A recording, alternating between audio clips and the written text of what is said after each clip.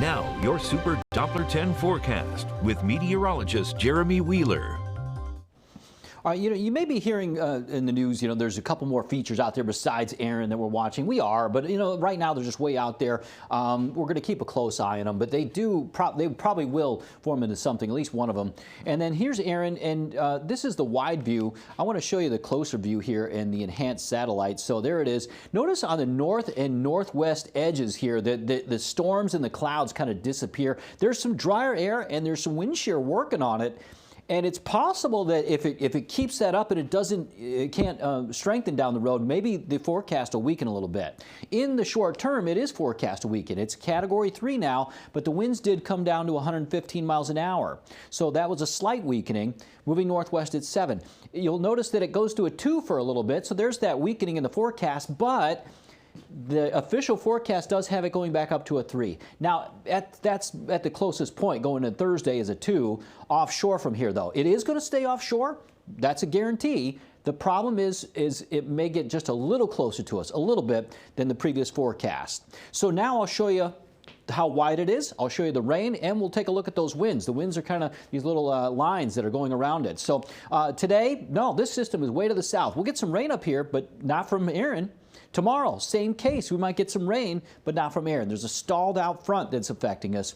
So the wind won't even be that bad tomorrow. However, we get into Thursday. Here it is. The center's offshore by a good bit.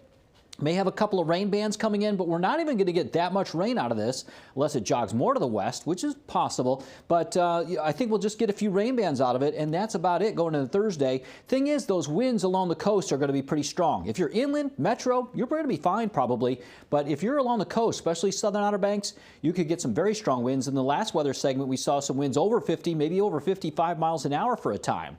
So that could cause some problems with power outages. Now, let's talk waves, and those waves could be big. Now, this is Wednesday.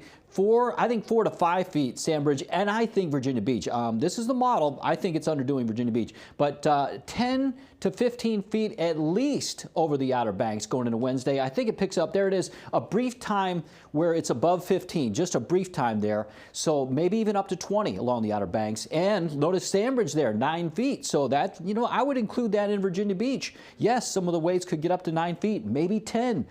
Good news for the ECSC, but everybody else, any swimmers out there, it's not good. And things will clean up going into the weekend. The waves will still be here, and it should be good surf going into the weekend.